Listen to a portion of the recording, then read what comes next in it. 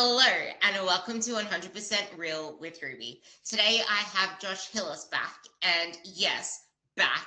There was an episode probably about 2 years ago when we spoke about nutrition habits, and there was a part in there where we did speak about the fact that sometimes it is helpful to abstain from something before you bring it in with some leaner habits. And I feel like we get so caught up on, there are two parts to this. We get so caught up on the outcomes that we want to achieve and neglect the fact that it doesn't matter about those outcomes if you haven't built them on a sustainable base. Because it's almost like if I click my fingers and you got to where you wanted to get to, you will still fall back to your baseline habits. But if I clicked my fingers and all of a sudden you're cured with a magical Harry Potter potion, and you don't have any more emotional eating issues. You have the most amazing relationship with food. You have lean and strong habits around nutrition, then you will inevitably get to your goals, even though you're not at your goals yet.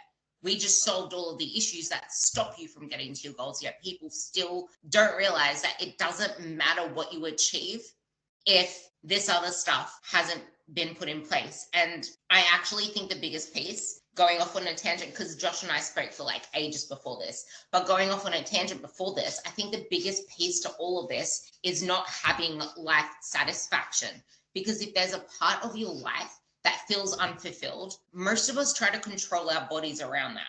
Most of us try to go to control food around that. So Josh is here to talk about now that as well, which I just thought of. But before I clicked record, I gave him context on the fact that you are where you are now because of everything that happened prior to that. And it's everything that happened prior to that that can be the hindrance to you moving forward. Because we feel like we're going to be in scarcity now. We're never going to have those things again. We're never going to be able to enjoy baking those extremely unhealthy sugar-laden cookies, but oh my God, they look so delicious. But also we forget that in doing the process, like half of the shit that I used to crave before, I know how I feel now when I don't have those things anymore. I know what my indulgence is.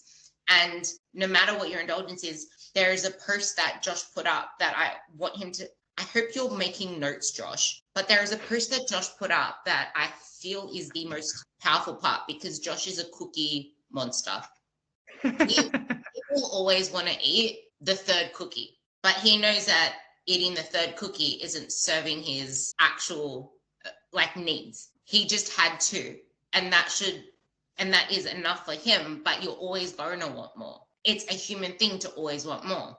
And knowing thyself is also important. Like for me, I prefer not to have the thing than to have one or two and then know that I want to have all of the things, because now my dopamine is on alert and I could have been completely satiated until I let that one thing in. So I think that is a great place to leave this, to let Josh move on, because I'm sure you can relate. You always want to have that one extra thing. You always want to have that thing. I want more. Why can't I have this? Why can't I have that? And living in a food abundant environment where not everyone is online with the health goals that we want, the lean and strong goals that we want. And I'm going to keep saying lean and strong because that's my marketing as well. I say lean and strong because we don't just want to be lean. We want to be lean and strong. And we don't just want to be strong. We want to be leaner than we are now. Lean and strong habits all start right here. Okay. I did take some notes because there's a lot there. Let's start with the cookie thing, right? Like I always talk about, cookies are my jam. I used to eat cookies by the bag.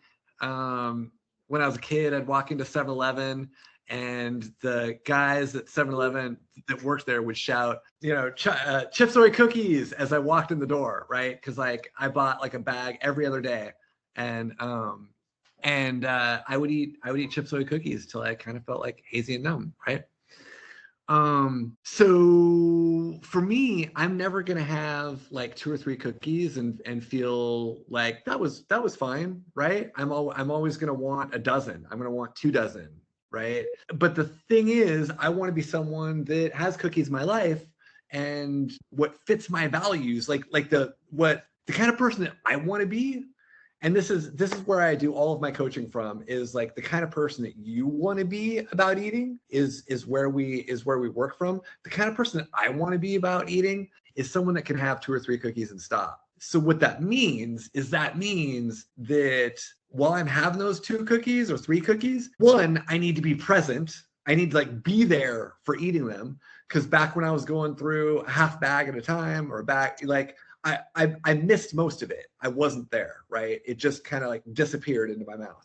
So number one, I want to be there. Number two, I want to expect from when I finish that second cookie or that third cookie that I'm going to want a dozen more. Because like, of course I'm going to want a dozen more. They're delicious. And so the game for me is to stop while still wanting more and actually be able to sit with that wanting for 5-10 minutes until that starts to dissipate. And when I say sit with it, I mean accept it. I mean be willing to feel it. I don't mean literally like sit there and dwell on it, because you can like go do other fun. You can like re-engage with your life, right? But there's an element, like if you want to play the game of having a few cookies and stopping, then you're actually playing the game of, one, enjoying it while you're eating it, and two, being able to sit with that wanting without having to do anything about it, without having to fix it. And when you've practiced that, when you've gotten that ability to sit with the wanting without having, then you've got the keys to the kingdom. You can do whatever you want. And so there's a lot deeper we could go just into that, because that's hard to do. But I want you to, because the neuroscience of this, I don't know whether you're into the neuroscience of this, but I'm pretty sure you are, because this is your specialty. There's the way that neural connections are made. Like if you think about your brain to action, like the brain has this cue and then there's automatic reactions just like this, and they go this fast. If you can slowly go slower and increase that gap between the actions that you're doing, and the more that you increase that gap, this is where it's just like, the more that you focus on rushing the process and not, I feel like that's the biggest thing. People don't recognize this as a win. Just the fact that you pause for even 5 seconds of your life, even if you poured, if it's alcohol, for example, because I'm going to bring in a client example, pouring it out and then pouring another drink. The fact that you poured it out in itself is a win. But how can we use this gap, and where can we start to then direct this? Because if it's emotional eating, if it's something else, then how can we then have, like, I call it a joy list, or the emotional wheel. Like, I want you to dig deep into this, because I feel like this is the most crucial aspect for everyone. Okay, I love what you said there, because the biggest problem people have is that like immediate, the fast, the mindless, the automatic. And if we can put a gap in there, that's everything. Like I start all of my clients off with pause 10 minutes before snacking, or you could also do pause 10 minutes before getting seconds, or pause 10 minutes before dessert. Literally set a timer for 10 minutes, and just putting in that gap. If all they did was put in that gap, they would be so far ahead. I don't even care like in the beginning, I don't even care if they eat the thing after the 10 minutes, just by virtue of the fact that they started putting in that gap. That's a huge step, because we can start putting in skills into that gap, right? We can start putting in skills for checking in with themselves, checking in with the situation, checking with their values. We can go into checking the in skills. with Let's go into the skills a little more. Okay, so so first thing they want to check in with is, am I hungry, right? Number one, do I feel an empty, hollow feeling in my stomach, or do I feel something else, right? Maybe I feel tired, maybe I feel tense, maybe I feel, like maybe hot or cold, or, like, what do you feel in your body? Is it an empty, hollow feeling in your stomach? Because hunger is an empty, hollow feeling in your stomach. Two, am I hungry for like a healthy, balanced meal? Or am I just craving this one particular treat? That's a pretty good indicator that it's not hunger, right? If you're just like, oh, Cheetos, but if you're like, what, actually like a balanced meal sounds good, that's hunger, right? And then the third one is, if I pause, does it increase, or does it decrease, or does it stay the same, right? Hunger typically, like if it's an empty, hollow feeling in your stomach, you're like, I'm not really sure. You wait 10 minutes, you might have more of an empty, hollow feeling in your stomach, right? Cravings can come, they can go, they increase, they can decrease, but they don't like reliably increase over time. Like a lot of my clients have said that about half the time when they do the pause 10 minutes, they actually forget, right? If you forget, it's for sure a craving. Sometimes a craving, we're just like hooked on it, and it can build also, but not always, whereas hunger does. So first, is it hunger? Number two, what's going on, right? Like, let's zoom out. Let's look at the situation. Did your boss just yell at you? Are you stressed out about a deadline? Are you procrastinating some work? Are you exhausted at the end of the day? Right? Like, looking at the situation can give you a big sense of like, oh, it's dinner time. Well, I'm probably hungry. I'm probably hungry for a meal. Or it's the middle of the afternoon. I had a good lunch and I'm tired, right? And I'm stressed out. That's probably not hunger. And the third, you can start checking in with yourself. Like, are there any emotions you can name, right? Like, which a lot of times you might be able to pull from how you're feeling in your body or the situation, or from like a feelings wheel, or Brene Brown has a great feelings list. Like, if it helps to pick from a menu, you can do that. But like, are there any feelings I can put some words around? Can I name what's going on? And then you can get really clear about what's going on. And here's the thing that's really cool. Even in this process of checking in, maybe it takes you 2 minutes to check in with what's going on. That's also 2 minutes that's a 2-minute gap between wanting and having. You've already been practicing sitting with that wanting without doing anything about it for 2 minutes. It's pretty great. That's a huge win, because now I know I still want you to go down the list, but this is where people actually flip the switch into fucking it all up again, because they start to self-sabotage. They realize, fuck, I'm doing it again. They seek this perfectionism and they beat up on themselves. They get hard on themselves because they want to hurry up and lose the fat, get to these results. Oh my God, I'm doing it again. I'm such a failure. How does that ruin things more? That is the number one pitfall for all clients ever. Is the which, I mean, you already, that's why you asked, right? Perfectionism is so. I just saw a review on perfectionism and health behavior, and unsurprisingly, the biggest correlation is that perfectionism correlates with quitting a lot, right? Perfectionism is the game of quitting. And so that's not how we typically think about it. But with health behavior, it just means, oh, I messed up, so I quit. I'm going to start again on Monday, or I'm going to start again next month, or I'm going to start again on New Year's, right? So perfectionism is a trap. It's the opposite of what we think it is. I tend to contrast that with the pursuit of excellence, which the pursuit of excellence, the way I defined it, is the process of doing a thing, making a mistake, and then either reflecting on it, learning more, or getting coaching, and then practicing more. And so it's a matter of practicing, making a mistake, learning something, practicing again, making probably a better mistake or a more complex, like a mistake in a more difficult situation, learning, practicing more, but like being really realistic about the fact that you can't learn a hard thing without ever making a mistake. If you're doing something where you never make any mistakes, then you're either like not learning something new, or you're probably actually not pushing yourself enough, right? You can't learn how to play guitar without ever missing some notes, right? If anyone's ever played an instrument, right, like you miss it, like that's part of learning. And then when you get to a point where you're like, oh, I can play that without ever missing any notes, without ever doing anything wrong, what do? You learn a more difficult song, or you practice a more difficult technique, and you mess up with that more difficult technique while you're learning, and then you get better at that. And that's the same thing.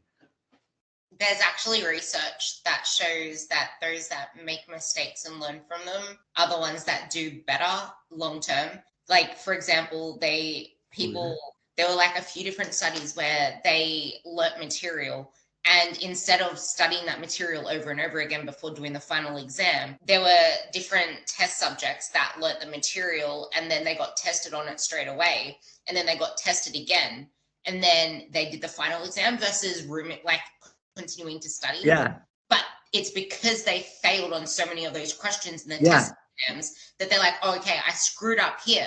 I need to learn this piece of material. But it's that screwing up and then reinforcing it in. And if you just even pause the podcast and think about when you did that in your own learning in school, in college, in university, whatever the hell, it's when you got something wrong and then had to try to relearn that and go through the process of relearning that deeper and deeper, that it got ingrained into your memory. And then when you related that into real life, it got ingrained into your memory. Keep going on about this, because I talk about this in terms of mastery. Yeah. Same thing. And so what we're talking about is called the testing effect, and it's super robustly researched. It's the coolest thing ever. Where with repeated testing, people like it actually encodes the information differently. There's encoding the information recall and encoding it in what they call testing memory, and being able to pull from both has like this dramatic increase on test scores. And I actually took a class that was based on that. My statistics and research methods class, my professor was really into that. And the cool thing about statistics and research methods is that it's math. So she could give us a quiz and we would practice doing statistics, and then she could give us the exact same quiz again, but it would randomize the numbers, and we'd have like all new, like it's the same questions, but like different numbers. We have to do it again. And she actually had us take the test before we'd done any of the studying. So we'd take it and fail. And then we'd study, and then we'd take it, and like I'd still get like a D. And then I'd study a little more, like the parts that I'd missed, and I'd study again, I'd get like a C. I'd study again, I'd get a B. I'd study again, I'd get an A. And I ended up getting like a 97% of the class. Statistics and research methods, not my something that came naturally to me at all. It was like learning a formula. It was so hard, but I took every quiz like 12 times, and it just like hardwired it into my brain. And it was amazing. It was the best thing ever, right? So like we could take each quiz just as many times as it took for us to get an A, and we were encouraged to. And like I said, it randomized the numbers, so it was different every time. It was amazing. It was such an amazing learning experience. So yeah, what we we can relate that part to the eating part, whereas you are going to be randomized because it's not always going to be that particular emotion or that particular situation in the kitchen. It's going to happen in all these different areas. And if you aren't doing this pause and reflection and actually doing the inner work and digging deeper, it's just the way my brain works. Whenever I read books, I always relate it to client situations. It's like, everything you were saying, I'm like, how can I relate this to eating? This is it. Like, the more that you fail and the more that you can apply this to different things, the more that you have the tools to apply this emotion, like the emotional eating tendencies, because a lot of people, they don't just stress eat in the pantry. How about that kitchen bench that has the cookies on there and the cookie jar, and every single time you pass it, or when someone offers you a cupcake and right now it doesn't serve your values, you know that you're going to have something else afterwards. Like maybe the cupcake can serve you there, maybe it doesn't. But if you haven't yet practiced all of these different skills, how are you going to succeed in all of these different situations? Or once you hit your goals, you were locked in before, you lost the weight, now it's not as urgent. So what's going to happen now? You're going to flip the switch again? Yeah. So okay, there's so much good stuff in what you just said. Like I want people to think about practicing in stages, right? That if they're even putting in the gap in the beginning, that's enough. Like, and then if they're putting the gap and they eat the thing half the time and half the time they don't, that's fine. That's like an amazingly great stage, right? They're practicing. They're practicing pausing. They're practicing checking in. Doesn't matter if they eat the thing half the time and don't eat that. Like they're like that's an amazingly great stage. And then pretty soon they're practicing and they're eating the thing like 30% of the time, and 70% of the time they're not eating the thing, right? Like that's so different from eating it all the time.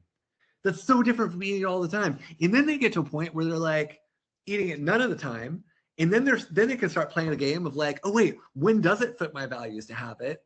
And then when they're checking in, then like checking in and pausing is no longer just like a hack to not eat it.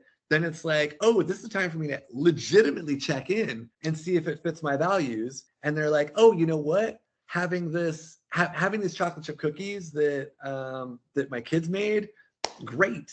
You know what? Having this chocolate chip cookie, like at the end of the night because I'm exhausted. No, like they can actually make legitimate decisions. But I want to go back to another thing you're saying. You're talking about like all the different random situations, right?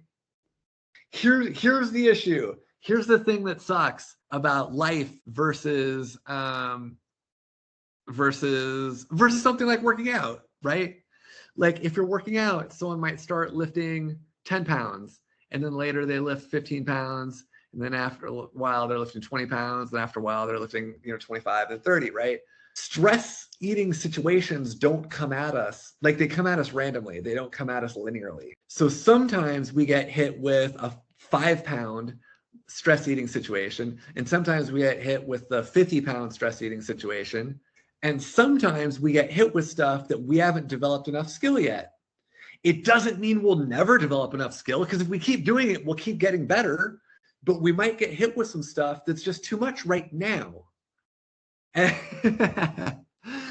so that's another reason why the perfectionism thing doesn't make any sense. We're hit with random levels of stress, and we want to like get really good with the easy stress. It's where we can not stress eat in the easy stress eating situations. And that's going to help us work up to not stress eating in the medium stress eating situations. But we still aren't like doing it with when like the super hard, like it's like our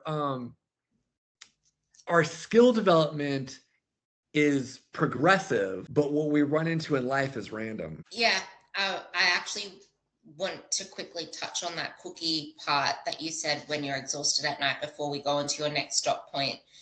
Yeah. There was another post that you put up with the dessert with yourself versus with friends, or a dessert for a different emotional versus it's intentional, it's planned in. Like, for example, I like saying, make sure that all of your meals through the day, you have 4 big balanced meals, and then you can plan in for whatever the hell you want at nighttime, where you have it there as your mindful, soulful indulgence. It's not something that's guilty or it's exhaustion at the end of the day. And this can apply to anyone that struggles with alcohol as well. But I'll let you take over with that one, because I think that's an important point. So you just hit something so good. A lot of people struggle, like a lot of people feel like they struggle. They're like, oh, I can't stop eating at night, or like, oh, I was eating in the afternoon. And then you look at their meals, and their meals are either like way out of balance, or they're way too small, or they're like, they did some stupid diet that convinced them like to have meals that are way too small, or they're just not eating enough. And so snacking is popping up all the time because their meals suck, right? And so whether a meal is like way too small or whether it's way out of balance, like I've had so many clients who are like, oh, I just had a salad for lunch and I don't know why I'm so hungry 3 hours later. I'm like, it was vegetables and like a little bit of fat. Like that's not enough, right? And so we want to handle meals first.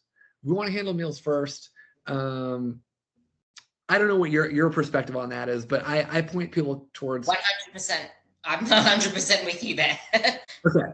I point people towards kind of something like the Harvard School of Public Health healthy eating plate, like where it's like quarter of the plate protein, quarter of the plate carbohydrates, quarter of the plate vegetables and fruit, and maybe I don't know, tablespoon of fat, something like that. Not as a rule, but as like something to shoot for-ish, as a place to start. And then people spin off from there. Some people do more protein. Some people do a little more fat, a little less carbs. Some people do a little less carbs, a little more fat. Like I don't care what individually has you feel the most full, but that's like a start, because people are always like, what do I eat? Da, da, da, da. I'm like, protein, start with that. Color. That, like, my biggest thing is make sure that I say have half your plate protein, have half your plate color, or a third of your plate protein, 2/3 of your plate color. We always find ways to fit fats into our diet somewhere. Like that's usually the thing that most people are overeating on. It's the other stuff that's lacking. Like, but I can't have carbs here. Well, no wonder you're fucking hungry, mate. Exactly.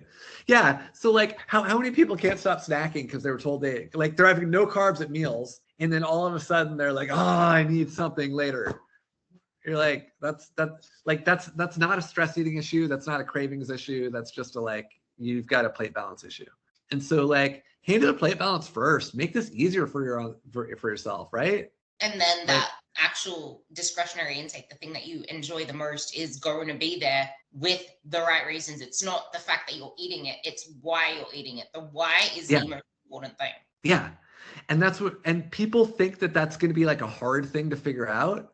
And in my experience, it isn't. Clients are actually really easily, like, they can actually take, like, if they pause and they take a step back and they look at the whole situation, they can see like, oh, you know what, this I'm eating because I'm super freaking tired, and and I'm just like exhausted. I had a super rough day, and like my meals were crap, and I'm stressed out about this thing that my spouse said, and like they can see like that is different from, oh, you know what? It would be really cool to sit down with this dessert and have like a mindful, like chill, calm, undistracted experience of eating this, either with friends, with myself, or like that, worlds apart. It's not hard to, like, you could just look at like, how do I feel in my body? If they're like, oh, like my shoulders are up in my ears and I feel super tight, maybe you're stressed out. If you're like, oh, actually I feel like kind of relaxed and calm, and like, that's a great place to eat the thing, or if they check in, they're like, oh, I'm exhausted. Like I feel like just beat to death, right? Like I should actually be asleep right now. You're not, like, maybe that's not it, but the time where you're like, it's actually pretty clear if people step back and look. And that is exactly why it should be a win. And something that Josh and I were talking about before I clicked record was take things off your plate. And I'm not talking about food. So maybe we can talk about that part as well, because I'll let you take that one off. And I think you can then go into the next point that we were talking about before, because I know that you have a list there. And I wanted you to touch on everything, especially the fact that people can make it harder for themselves by bringing our old habits like food porn online and all this other stuff that makes it even more difficult. Actually, take things off your plate. Let's start there. Take things off your plate. Like life stress? Yeah. Well, busyness, distractions, the pressure that you put on yourself with all these other things, the fact that we try to control our bodies, or we try to control our food when life is going chaotic, or just like the pressure that we put on ourselves, it tends to lead to the eating becoming more of an issue. Yeah. So there are two kinds of situations in terms of like literally taking things like managing people's like schedules. Some people are in situations where they really can make their lives a little bit less stressful. I've had clients where after they did the values work, they were like, oh wow, I need to talk to my spouse about like some of the things we buy. I need to talk to my spouse and my kids about maybe helping out with some more stuff. I've had other clients where there was nothing they could take off of their plate like that. They're like, actually, they were in a situation that was kind of rough and there was way too much to do, and they had some commitments that they couldn't get out of at that time, and so those are two situations. And in the one situation, the clients that were able to have conversations and get more help and get some agreement on the game they were playing in terms of eating, wow, that makes things a lot easier. That makes things a lot easier. I had like a couple clients that like changed their life. It like changed a lot of how they relate. I mean, how they related to other people and asking for help and things like that, right? And that all came from them. I try and stick to food. Like that's kind of my that's kind of my zone. But if in the values work, they recognize that like, oh, how I'm showing up here is, and I need to have some conversations. I need to change some things. That's cool. But I'm not pushing that, right? To be clear. Then the other situation, and that makes it so much easier. Then they're playing a much easier game. The other way to go is people that actually can't change any of the things on their plate. Like they've got people to take care of, they've got a work situation that's not going to change anytime soon. In that situation, it's a matter of being really realistic about the timeline, because they're playing on hard mode. And if you're playing on hard mode, it's you can do all the things we're talking about and it takes longer. And I just talked to a client who is in that situation and finally got there.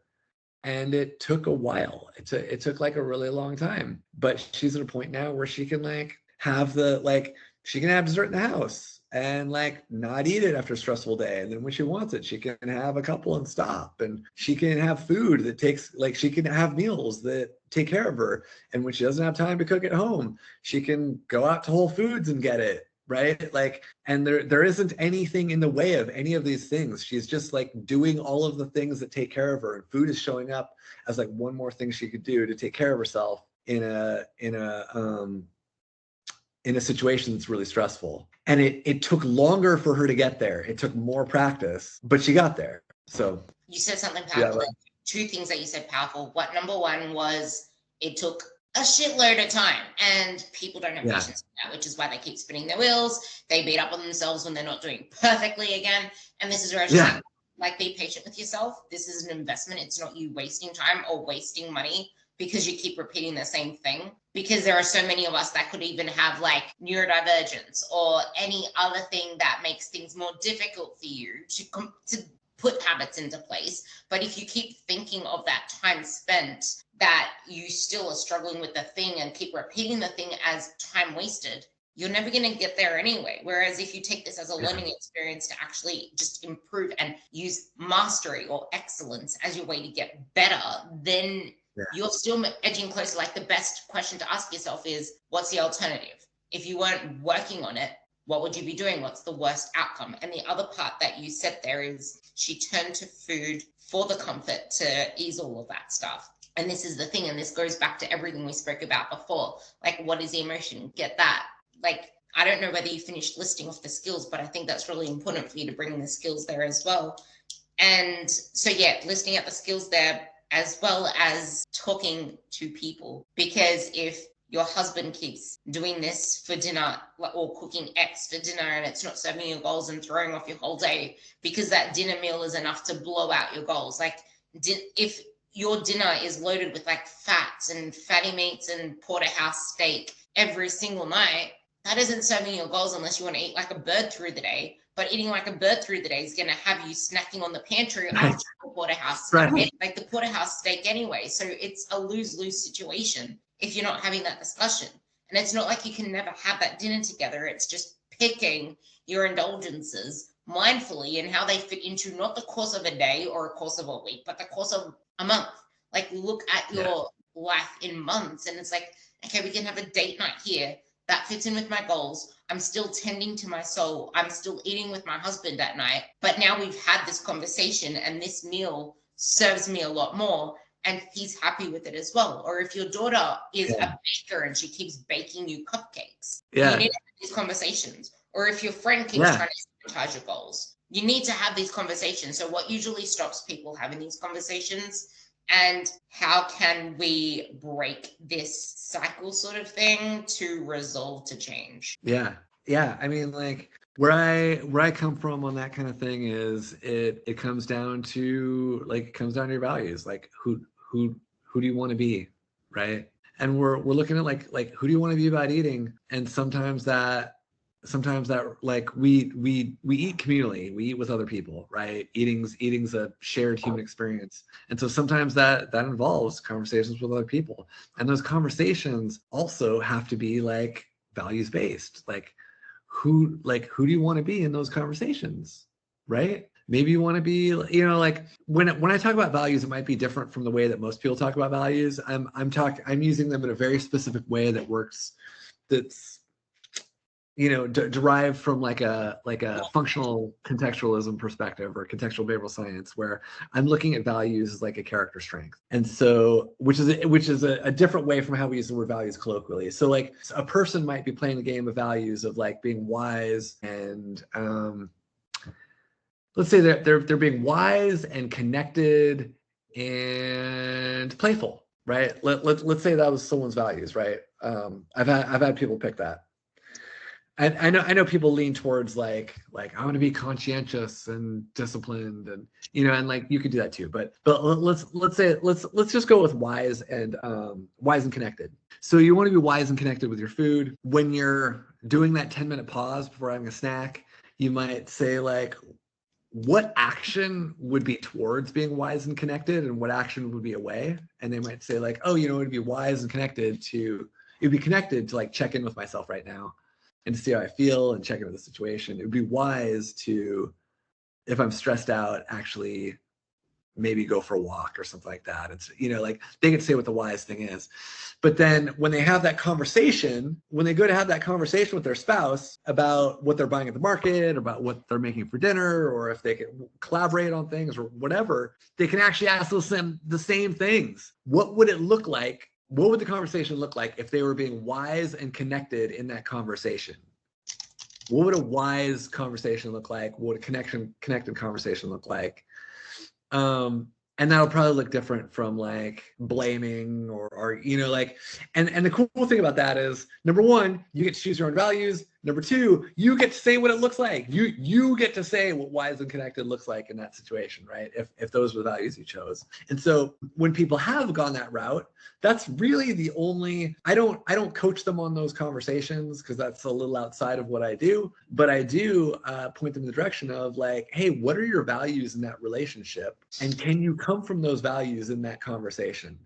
And if things get hairy, can you keep coming back to those values? Let's do a coaching thing here. So I think I'm going to bring up some that I think would be pretty common. I want to be satisfied with my food choices. I want to be present with my food. I want to be able to enjoy my food, and I want to be intentional. I lack intentionality in my life. I lack mindfulness in my life. I want to know that the food choices that I eat are ones that serve me and make me feel good. The person that, like, the thing that I value is feeling good, feeling content, and intentional. Okay. So wait.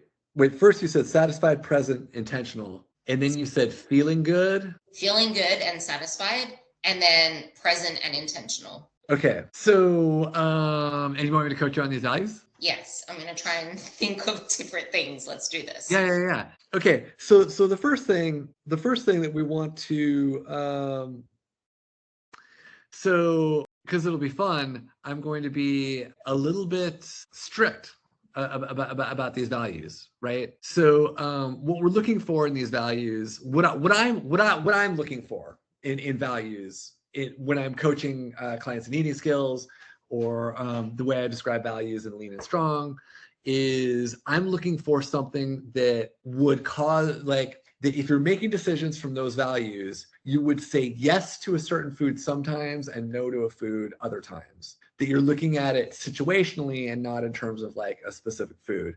And so one thing I get kind of, I always want to make sure that these values are showing up like character strengths and not like outcomes or standards. And so like satisfied could be a character strength, or it could be like an outcome. When you say satisfied, what do you mean? Like satisfied with, I mean, because you said satisfied and feeling good, and yeah, feeling good is definitely an outcome. Satisfied with my choices and satisfied with myself, knowing that I'm serving myself. Is that a value or is that an outcome? Honestly, I'm not sure. Let's just say satisfied means being present, because when I'm present, I feel good. When I'm intense, I feel good. When I'm doing these habits, they're not serving me, and then I know that it's not leading to the outcomes that I want. Yeah, cool. Okay, cool. And the other thing, just for anyone listening at home, for those listening at home, when I said that I wasn't sure if it was a value or not, I actually meant that. I have a lot of clients who might take a thing that might be a little bit on the edge and it really works for them, and other clients where they take a value that might be like kind of on the edge and it doesn't work for them, and I'm willing to experiment and see, right? So I'm just throwing it out there. That's a big word there, experiment. Like, be willing to experiment, trial and error. Yeah. So present and intentional. And what's the, like, Is there a problem situation we're applying this to, or is there like is there something that's sticky because you like always eat the thing in the situation, or is there a thing where you're like it's sticky because like I never eat that because like I was told it was bad and I want to be able to have it sometime? It's an ingrained habit. So the first Like one, what? so I come home Yeah. from work, and as soon as I come home from work and I'm doing something on the computer or I'm doing something else, I then start snacking, and it feels like boredom. It feels like, but all I know is that it's taking me away from my goals and I just can't stop. It's a habit that's ingrained. Yeah. So snacking is moving away from present and intentional. What might it look like if you're like what would the action that I would see you do be if you were moving towards present and intentional when you got home from work and you're tired? I would have something that's a healthy meal to tie me through to dinner, and then have something that does hit the feeling of making me feel good at nighttime that I've planned in already. But I always just fall to snacking because there's this space of time, and chips look good. Okay, so first off, how long of a gap do you have between? So, because what you're talking about is you're coming home and you are hungry, right? You are hungry, but there's a gap until dinner starts. Is that what I'm getting? I have a big lunch, but there's just Okay, this habit of snacking that stops me from just waiting it off until dinner time. Ideally, okay, I would want to wait it off until dinner time because I just had a big lunch and I want to be able to enjoy my dessert after dinner. okay. So if you had to guess, you'd say like you're not actually hungry in that Not situation. not hungry. Oh, okay, cool. So then, well, I mean, like the skill that most people, or the guideline that most people would put in would be like, well, there are a couple directions we could go. One is we could, there are a lot of different. Okay, we could do like the pause 10 minutes before snacking, right? We could say like, we could set up like we should expect that when you get home from work, you're going to want to snack because you've always snacked, right? Yeah. And so, if we wanted to develop some skills around that, if we wanted to use that as a practice opportunity, we could put it like start with practicing the 10-minute pause, where when you get home, as soon as you want it, you hit a timer, 10-minute pause. And then we could add in another guideline for fun, the 50-50 game, where 50% of the time after 10 minutes you have it, and 50% of the time you don't. The only rule is that it can't be every other day, right? You can't just do like, oh, I didn't have it yesterday, so I'm having it today. After at 10 minutes, you have to actually stop and ask yourself, is today going to be a yes day or a no day, right? And so you're playing a game of like, oh, today will be yes because of this, or today will be no because of that. And it can't be just because of yesterday. You have to actually base it on the situation of the day. And so that could be a place to start. From there, let's say you play the 50-50 game and the pausing game for 2 weeks. Then we start playing the game of maybe we're checking in with, what do I feel in my body? Like, do I feel an empty hollow feeling in my stomach? No. What do I feel in my body? Do I feel tired? Do I feel, tight? Do I feel like what's going on in my body? What's going through my mind right now? What thoughts am I having? Are there any emotions I can name? We can start playing that game, and maybe even go through a couple cycles of like noticing and naming what's going on, and like what's the situation, before making that decision. And then eventually we'll start making that decision with, we'll start bringing in values and like kind of make a values-based choice. Obviously, we're not playing the 50-50 game anymore. That's just sort of like that's like training wheels for starting to make situational decisions. And now we're actually making decisions based on your values. That's one route we could go. The other route we could go would be, you know what? You are always tired and stressed out every single time when you get home from work. Let's deliberately put in something that's good for you, some like basic human maintenance for like stressed out humans, whether that's like going for a walk or doing some deep breathing, or maybe you put in a short workout, or maybe do some yoga, or maybe do some reading, or maybe you sit in your backyard, or maybe you stop at a park on the way home for 5 minutes, but like, let's put in something to take care of you because you're a human and you've got a stressful life and you just need something to take care of you. And so that's another route we could go. And then there is a third route, which is we do both. I actually like that second route a lot. And I feel like a lot of people feel like this is where the take stuff off your plate comes in, where it doesn't have to be something that you dedicate to a 30-minute walk. It can literally just be a 5 to 10-minute walk. But the catch is that you can't just do it for the sake of doing it. This is where I said that I wanted to feel intentional. So I want to intentionally go for a walk. I want to deload my brain. What is going to help me deload my brain? Is it going to be music? Is it going to be a podcast? Is it going to be just going out? Like for me, I prefer to be outside of my house than inside of my house, just because I love nature so much. It just makes me feel good. But then I have stuff I need to do in the house. And this kind of goes into the chocolate chips cookies thing, where having 2 fits your values, having 12 or having 4 doesn't fit your values. It's that same thing. But now let's can I back up right there, because you did something that I skipped over. You put in something that I missed, which is really, really, really important. It was really, really, really important. Going back to your values of present and intentional, you were saying, of those options, this option feels present and intentional to me. And that's everything. That's everything. So yeah. I like that a lot. See, this is where knowing how you want to feel at the end comes in. Like, for example, I have my sprints today and I really don't want to leave the house to go to my sprints. But I know that after I finish those sprints, these are different values because I was a different character just then. It makes me feel alive. It makes me feel energized, proud of myself, just full of life. And when I am those things, I serve better, I give better. And those lead to how you mentioned the outcome or the value.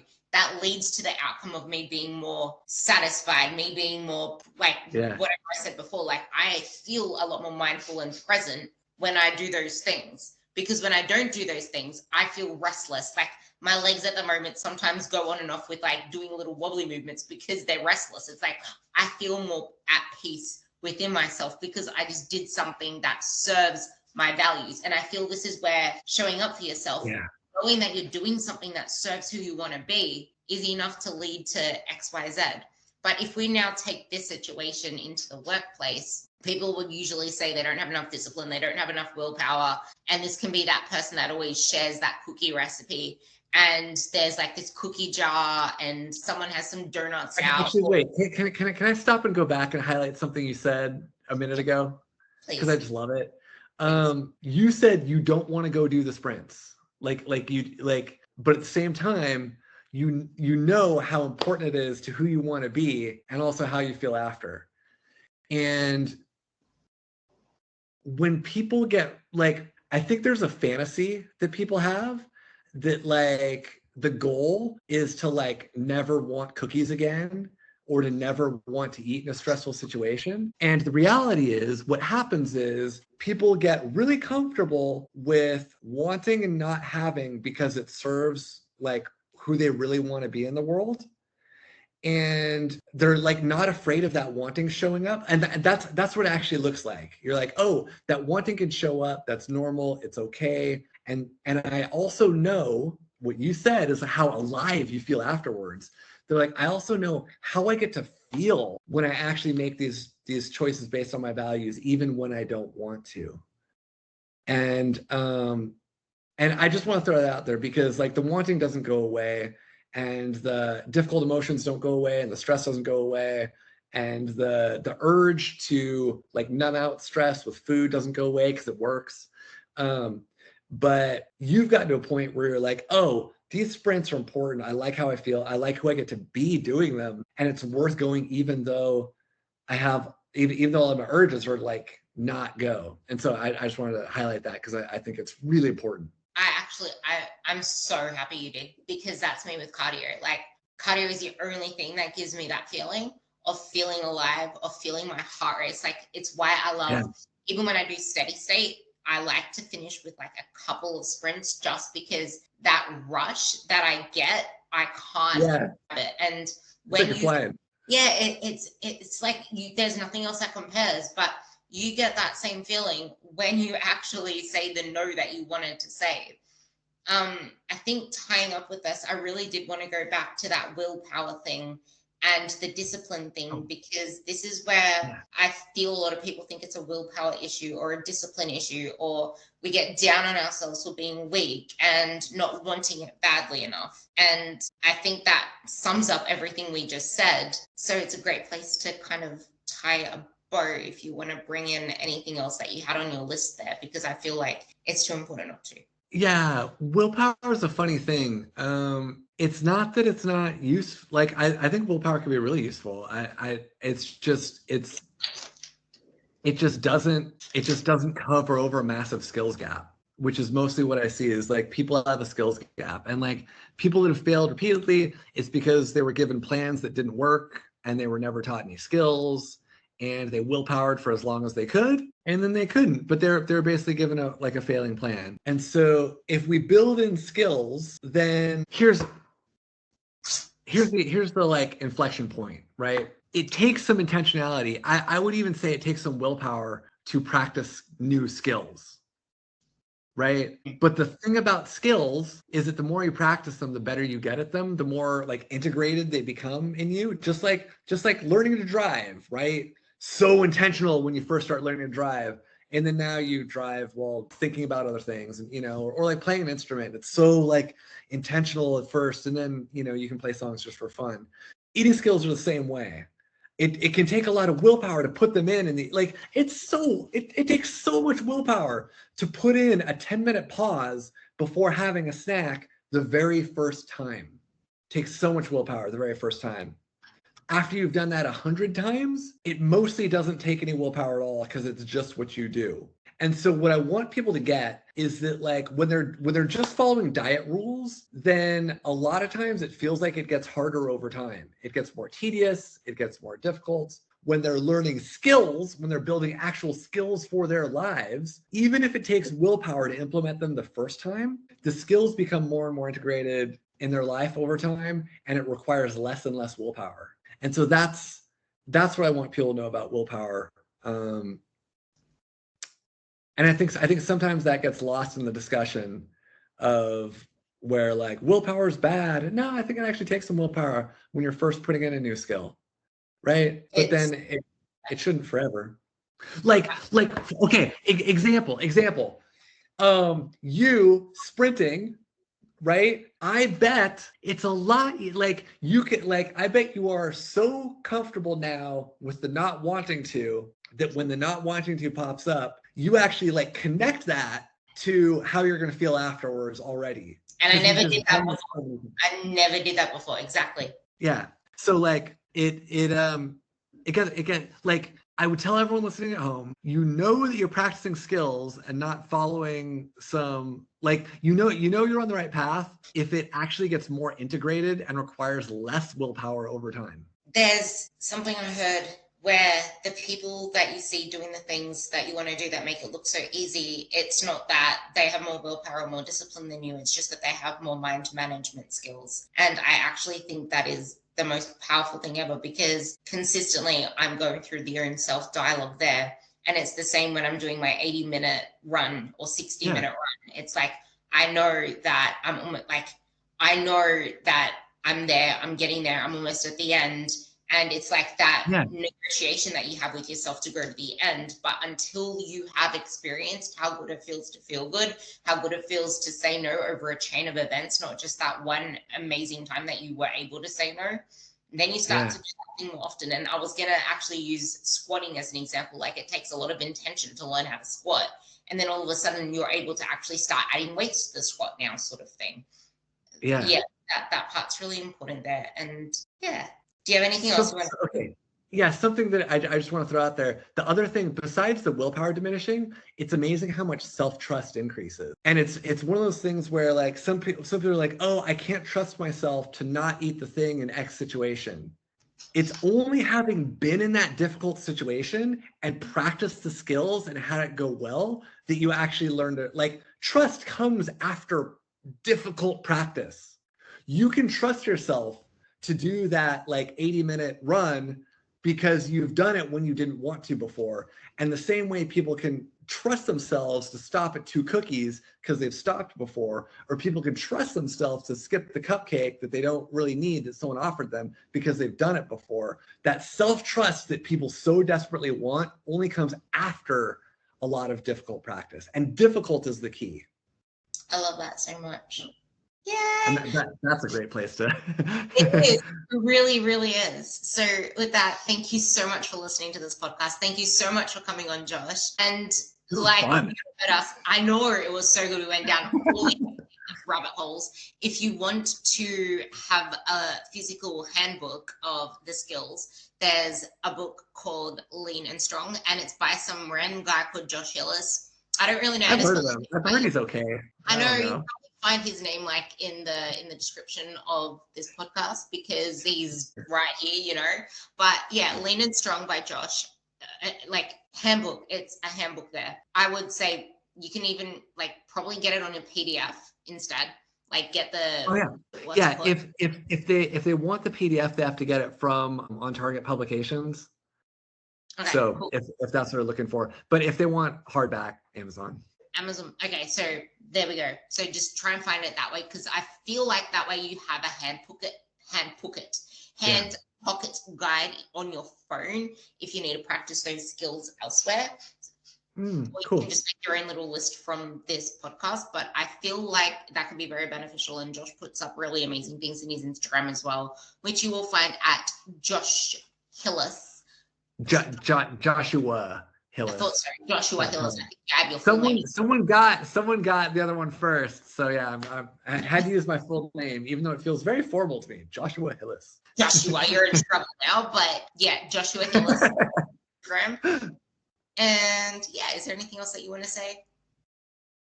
Yeah, the other place people can find me is I've got a program called Eating Skills. There we go. So. Okay, cool. So Eating Skills, Lean and Strong, and Joshua Hillis. Thanks so much for having me on. This is great. When people say your full name, you feel like you're in detention. But yeah, totally. It feels like I'm like so young when I hear Joshua. It's so good. Anyway, guys, bye.